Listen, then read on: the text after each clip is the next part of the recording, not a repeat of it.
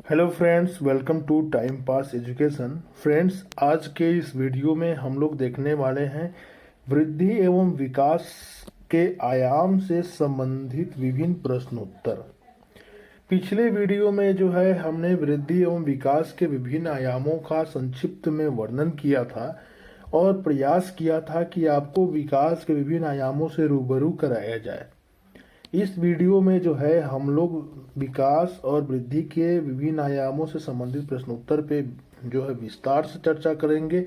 यहाँ हम हर तरह के प्रश्न की चर्चा करेंगे, चाहे वो प्रश्न वीवीआई में आता हो, चाहे वो प्रश्न सीटेट में पूछा जा चुका हो या यूपी टीईटी या किसी भी एग्जाम में हो। हम सभी तरह के एग्जाम्स के क्वेश्चंस का कलेक्शन करके इस टॉपिक से संबंधित सारे क्वेश्चंस को यहाँ डिस्कस करने वाले हैं। तो हमारे हर वीडियो में यही होगा। आप देखेंगे हम आपके सामने थ्योरी रखेंगे, थ्योरी के बाद जो है हम लोग क्वेश्चन रखेंगे, उसको डिस्कस करेंगे। पढ़ने का यही तरीका होना चाहिए। हमारे चैनल को सब्सक्राइब कर लीजिए, हमारे वीडियोस को लाइक कीजिए और शेयर कीजिए। चलिए आगे बढ़ते हैं। सबसे पहला क्वेश्चन, निम्नलिखित में से कौन सा सभी प्रकार के विकास की प्रथम शर्त है? तो देखिए, इस क्वेश्चन में कहा जा रहा है कि विकास जो होते हैं वो बहुत तरह के होते हैं, लेकिन उसमें से ऐसा कौन सा विकास है जो सभी विकासों के लिए प्रथम शर्त है, पहली शर्त है? तो याद रखिएगा, शारीरिक विकास जो होता है वो सभी विकास में सबसे ऊपर आता है, सबसे पहले आता है। और शारीरिक विकास के बिना बाकी अन्य विकासों की कल्पना करना भी व्यर्थ है। तो याद रखिएगा, यहाँ आंसर क्या हो जाएगा? शारीरिक विकास। चलिए आगे बढ़ते हैं। वीडियो थोड़ा लंबा हो सकता है, इसलिए पूरे ही धैर्य के साथ देखिएगा, क्योंकि अंत तक अगर आप इसमें रहिएगा तो आपको समझ में आएगा कि सीटेट में क्वेश्चन कैसे आता है, चाहे किसी भी टीईटी में। चलिए अब हम लोग दूसरे क्वेश्चन की बात करते हैं। शारीरिक विकास का एक क्षेत्र है। पिछले वीडियो में भी हमने जब क्वेश्चन किया था वहां भी ऐसा क्वेश्चन था और यहाँ भी है। तो पिछले लेक्चर में मैंने आपको बताया था कि शारीरिक विकास के कई क्षेत्र है, उसमें से एक महत्वपूर्ण क्षेत्र होता है स्नायु मंडल, जिसको हम लोग अंग्रेजी में नर्वस सिस्टम कहते हैं। नर्वस सिस्टम कहने का मतलब हमारे शरीर में सूक्ष्म नाड़ियों का एक पूरा का पूरा जाल बिछा हुआ है और इसी के कारण जो है हम स्पर्श और दर्द आदि की अनुभूति कर पाते हैं। कहीं पे जो है कुछ कट जाता है या कुछ चुभता है या गर्म या ठंडा कुछ भी स्पर्श करते हैं तो उसे महसूस कर पाते हैं इन्हीं के माध्यम से। तो शारीरिक विकास का एक लक्ष्य ये होता है कि स्नायु मंडल को विकसित किया जाए। तो यहाँ आंसर क्या हो जाएगा? ए हो जाएगा। इस बात को आप याद कर लीजिए, इस क्वेश्चन को कई बार पूछा जा चुका है। अगली बार देख लेते हैं, बाल विकास के विभिन्न आयाम एवं इनके अधिगम से संबंध में निम्नलिखित में से कौन सा कथन असत्य है? यानी नीचे दिए गए कई कथनों में से कौन सा कथन असत्य है विकास के संबंध में और अधिगम के संबंध में? तो कह रहा है विकास के विभिन्न आयामों का आपस में तो घनिष्ठ संबंध है एवं अधिगम को भी ये प्रभावित करते हैं। बात सही है। विकास के जितने भी आयाम है, चाहे वो सामाजिक विकास हो, मानसिक विकास हो, आपको संवेगात्मक विकास हो, बौद्धिक विकास हो, भाषाई विकास हो, नैतिक विकास हो, वो सभी के सभी जो विकास के आयाम है वो आपस में घनिष्ठ संबंध रखते हैं। जैसे अगर किसी बच्चे के पैर का अगर विकास हो जाता है तो पैर के विकास होने के बाद ठीक वो चलना फिरना शुरू कर देता है। चलना फिरना शुरू करेगा तो फिर और भी बहुत सारी चीजें सीखना शुरू करेगा। जैसे एक छोटा सा उदाहरण है, शरीर का विकास हुआ, शरीर के विकास में गला भी आता है और गले में होता है वोकल कॉर्ड। वोकल कॉर्ड का अगर सही से विकास हो जाएगा तो बच्चा बोलना सीख जाएगा अच्छे से जटिल शब्दों का उच्चारण कर सकता है वो। तो अगर जो है गले का विकास होता है वोकल कॉर्ड का, तो वो भाषा विकास में सहायता देता है। यानी विकास के सभी आयाम एक दूसरे से संबंधित है। अगर शरीर में देखें तो मस्तिष्क जो है शरीर का सबसे ऊपरी भाग होता है। अगर किसी के मस्तिष्क का यानी दिमाग का विकास होता है, दिमाग की कोशिकाओं वगैरह का विकास अगर होता है, वृद्धि होती है उसमें, तो उसके कारण जो है उसकी मेमोरी पावर, रिटेंशन पावर, तर्क करने की क्षमता आदि का भी विकास हो जाता है। इससे उसकी मानसिक विकास पे भी प्रभाव पड़ता है। तो विकास के सभी आयाम आपस में घनिष्ठ संबंध रखते हैं और साथ ही साथ ये अधिगम यानी सीखने को प्रभावित करते हैं। देखिए, किसी का विकास जितना बेहतर होगा, अगर मान लेते किसी का शारीरिक विकास जितना बेहतर होगा तो उसके साथ जुड़े हुए जो अन्य विकास है वे भी बेहतर होंगे, और वे जब बेहतर होंगे तो वो अच्छे से सीख पाएगा। जैसे किसी का भाषाई विकास बहुत अच्छा हो गया तो वो अच्छे से चीज़ों को समझ पाएगा, अपनी बातों को समझा पाएगा। किसी का मानसिक विकास अच्छे से हो गया तो हर परिस्थिति में कुछ जो है वो अपने दिमाग में चिंतन करके कुछ न कुछ नया अनुभव ग्रहण कर सकेगा। तो कहीं न कहीं विकास के आयाम आपस में तो घनिष्ठ संबंध रखते ही हैं, साथ ही साथ अधिगम को भी प्रभावित करते हैं। तो ये वाला ऑप्शन सही है। आगे आते हैं। बालकों का विकास एवं अधिगम एक निरंतर चलने वाली प्रक्रिया है। ये भी बात सही है। आप जो है जब से बीएड कर रहे होंगे तब से ये बात सुन रहे हैं कि विकास और सीखना दोनों निरंतर चलने वाली प्रक्रिया है। आगे शारीरिक विकास, विशेषकर छोटे बच्चों में अगर हम बात करें तो मानसिक और संज्ञानात्मक विकास में मददगार होता है। अभी थोड़ा देर मैंने आपको बताया कि शारीरिक विकास का मानसिक विकास के साथ क्या संबंध है, तो ये भी बात सही है। तो यहाँ ऑप्शन नंबर डी अगर देखें तो ऊपर में कोई भी चारों यानी तीनों ऑप्शन में कोई भी ऑप्शन गलत नहीं है, सब के सब सही है। तो ऑप्शन नंबर डी मारेंगे, ऊपर में से कोई भी कथन असत्य नहीं है। आगे बढ़ते हैं। क्वेश्चन नंबर 4 को अगर हम देखें तो क्वेश्चन नंबर 4 में निम्नलिखित में से कौन सा छोटे बच्चों में मानसिक और संज्ञानात्मक विकास में सर्वाधिक मददगार होता है। तो बस सीधा सी बात है, मैंने आपको बोला सभी तरह के विकास के लिए शारीरिक विकास पहली शर्त है। तो यहाँ ऑप्शन क्या होना चाहिए, बी। यानी इसके पिछले वाले क्वेश्चन को ही एक अलग तरीके से पूछ दिया। चलिए आगे बढ़ते हैं, अगले क्वेश्चन में आते हैं। क्वेश्चन नंबर 5, विकास की प्रक्रिया में रिक्त स्थान के साथ साथ जीवन मूल्य, व्यक्तित्व, व्यवहार इत्यादि के विकास भी शामिल है। यहाँ रिक्त स्थान में क्या आना चाहिए, तो पहला है दृष्टिकोण, स्वभाव, रुचि, आदत। तो अभी थोड़ा देर पहले हम डिस्कस किया कि विकास की प्रक्रिया में जीवन मूल्य और व्यक्तित्व व्यवहार ही नहीं आता, बल्कि दृष्टिकोण, स्वभाव, रुचि, आदत, ये सब चीजें सीखते हैं बच्चे। तो ये सभी के सभी होंगे, तो ऑप्शन नंबर डी, ये सभी। चलिए आगे आते हैं। और ये क्वेश्चन देखिए थोड़ा बड़ा है, सीटेट में ऐसा ही क्वेश्चन पूछा जाता है। क्वेश्चन होगा आसान थीम पे, थीम उसका आसान होगा, लेकिन लैंग्वेज इतना लंबे लंबे ऑप्शन होंगे कि उसी को पढ़ने में जो है अभ्यर्थी चकरा जाए। जानबूझ कैसे किया जाता है, देखिए कैसे सॉल्व करते हैं। निम्नलिखित में से कौन सा कथन सत्य है, हमें सही कथन चुनना है। देखिए दृष्टिकोणों, भावनाओं, आदर्श, संज्ञानात्मक विकास के विभिन्न हिस्से हैं और भाषा विकास, मानसिक चित्रण, अवधारणाओं व तार्किकता से इनका गहरा संबंध है।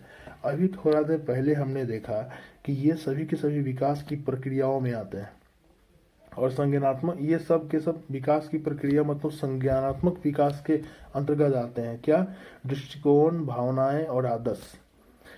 और इनका जो है संज्ञानात्मक, ये जो संज्ञानात्मक विकास के जो ये हिस्से है, इनका जो है भाषा विकास और मानसिक चित्रण और अवधारणाओं और तार्किकता से इनका गहरा संबंध है।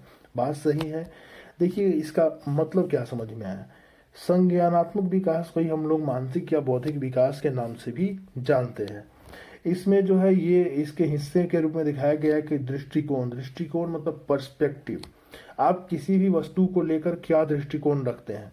तो किसी बच्चे में अगर दृष्टिकोण जो है उसका विकास हो रहा है किसी चीज के बारे में, या भावनाएं या आदर्श की हम बात करें, तो ये सब बातें जो है ये कहीं ना कहीं संज्ञानात्मक विकास में आता है।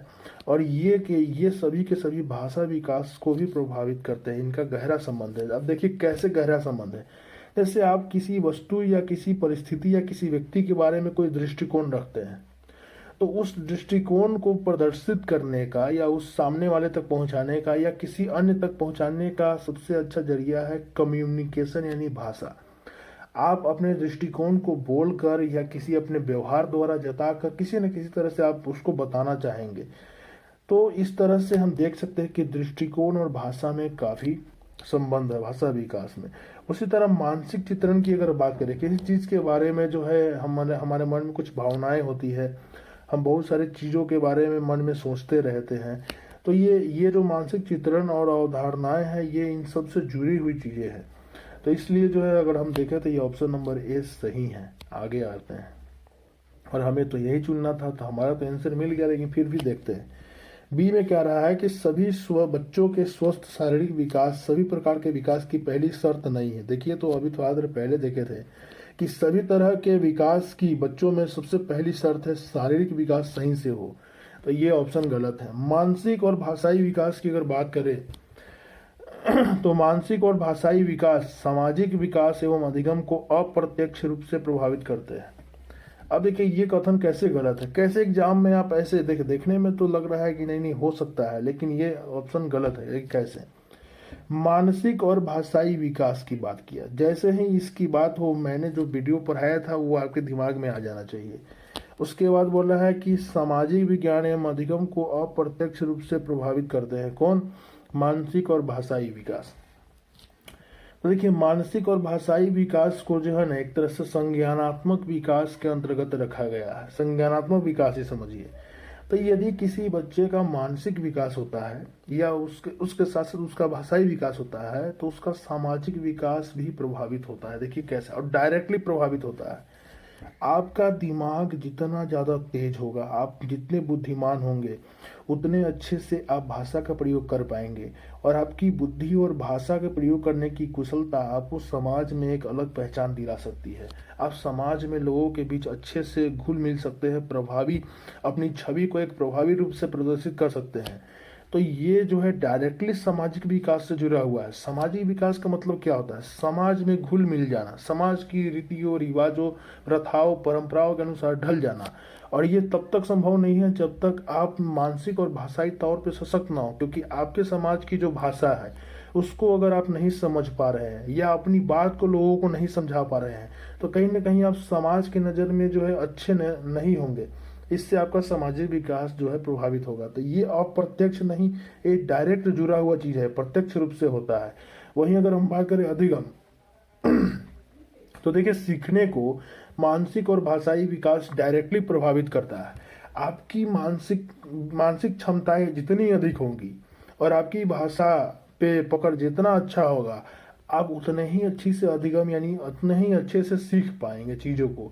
जैसे सामने वाला अगर आपको कुछ बताना चाहता है तो अगर आपका भाषाई विकास सही से हुआ है तो उसकी बात को आप समझ सकेंगे, ग्रहण कर सकेंगे, फिर चिंतन करेंगे दिमाग में और फिर अपनी बात को जो है उस तक पहुंचा सकेंगे। इस तरह से सीखने की प्रक्रिया चलती है। तो ये भी ऑप्शन हमारा क्या हो गया? गलत हो गया। ये सभी चीज़ें प्रत्यक्ष रूप से जुड़ी हुई है। और आगे है बालक के संतुलित विकास में उनके संवेगात्मक विकास की नहीं बल्कि शारीरिक विकास की अहम भूमिका होती है। अब अगर हम देखें तो बालक के संतुलित विकास में केवल शारीरिक विकास की भूमिका नहीं होती है। अगर अच्छे से शारीरिक विकास हो जाना ही विकास होता तो हम अन्य विकास की चर्चा क्यों करते? तो शारीरिक विकास जो है संतुलित विकास को प्रदर्शित नहीं करता है। जैसे आप सोचिए आपके सामने काफी जो है हट्टा कट्टा एक जो है आदमी आया और वो बहुत ही हट्टा कट्टा है, लेकिन वो जो है अपने संवेग पे नियंत्रण नहीं रख पा रहा है। या तो वो बहुत चिड़चिड़ा टाइप का है, या वो बहुत हतोत्साही टाइप का है, या वो डरता है बहुत ज्यादा। वो अपने डर, अपने भय, अपने क्रोध को जो है नहीं छुपा पा रहा है। तो आप कहेंगे कि अरे दिखने में तो इतना अच्छा है लेकिन ये जो है इसका सही से जो है इसका संस्कार नहीं सही मिला है या इसका परवरिश सही से नहीं हुआ है। तो कहीं ना कहीं जो है शारीरिक विकास सभी विकास को संतुलित नहीं करता है, लेकिन सामवेगिक विकास जो है विकास को संतुलित रूप देता है। सामवेग का मतलब होता है इमोशन, ठीक है, उत्प्रेरणा। तो इमोशन, अपनी इमोशन पे आप कितना कंट्रोल रख पाते हैं, उसको सही जगह पे जाहिर कर पाते हैं कि नहीं, ये आपके विकास को संतुलित रूप प्रदान करता है। तो इस तरह से हमारा ये भी ऑप्शन गलत होगा जी। तो हम इस तरह से देखें कि ये क्वेश्चन नंबर 6 का ऑप्शन नंबर ए सही होगा। तो देखिए ऐसे ही एग्जाम में सोचा जाता है। मैं आपको समझा रहा था इसलिए इतना लंबा हो गया, अगर एग्जाम में सोच के बनाएंगे तो इतना लंबा नहीं जाएगा। चलिए आगे आते हैं। अगर अगला क्वेश्चन है 7 नंबर की, आप अपनी कक्षा में कुछ छात्रों को चुनकर 6 महीने में उनमें होने वाले विकास की एक रिपोर्ट तैयार करना चाहते हैं, तो इसके लिए आप निम्न में से क्या चुनेंगे? तो आपको अपने कक्षा के छात्रों के प्रोग्रेस का रिपोर्ट तैयार करना है, डेवलपमेंट रिपोर्ट तैयार करना है।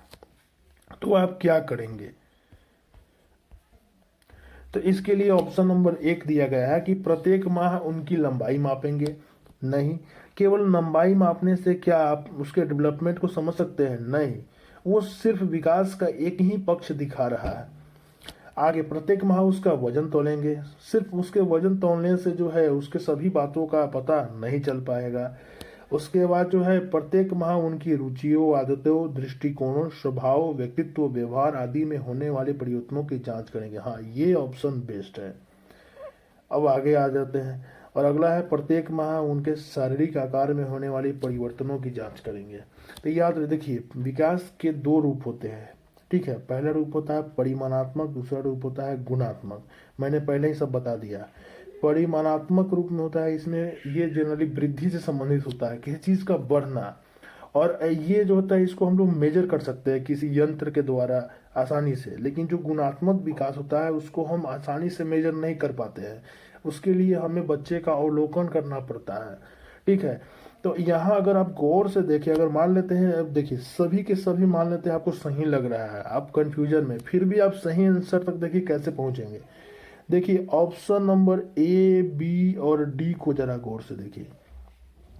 ये सभी के सभी विकास के परिमाणात्मक स्वरूप को प्रदर्शित करते हैं। लंबाई, वजन, आकार, ये सभी के सभी विकास और वृद्धि के जो है परिमाणात्मक रूप को प्रदर्शित करता है। लेकिन ऑप्शन नंबर सी में जितनी बातें कही गई है वो सभी विकास के गुणात्मक रूप को प्रदर्शित करता है। तो option number A, B, D ये तो एक कैटेगरी में आया और ऑप्शन नंबर सी जो है ये एकदम अलग कैटेगरी है। तो याद रखिएगा एग्जाम में चार जो ऑप्शनल क्वेश्चन में क्या होता है, तीन जो है, तीन विकल्प किसी तरह से एक समान हो जाए और एक विकल्प अलग हो जाए तो वो हमारा आंसर हो सकता है। इस अनुसार से भी देखें तो ऑप्शन नंबर सी आंसर होगा। एग्जाम में ऐसे ही बनाया जाता है। इस वीडियो में बस इतना ही, फिर अगले वीडियो में कुछ और बातें करेंगे। तो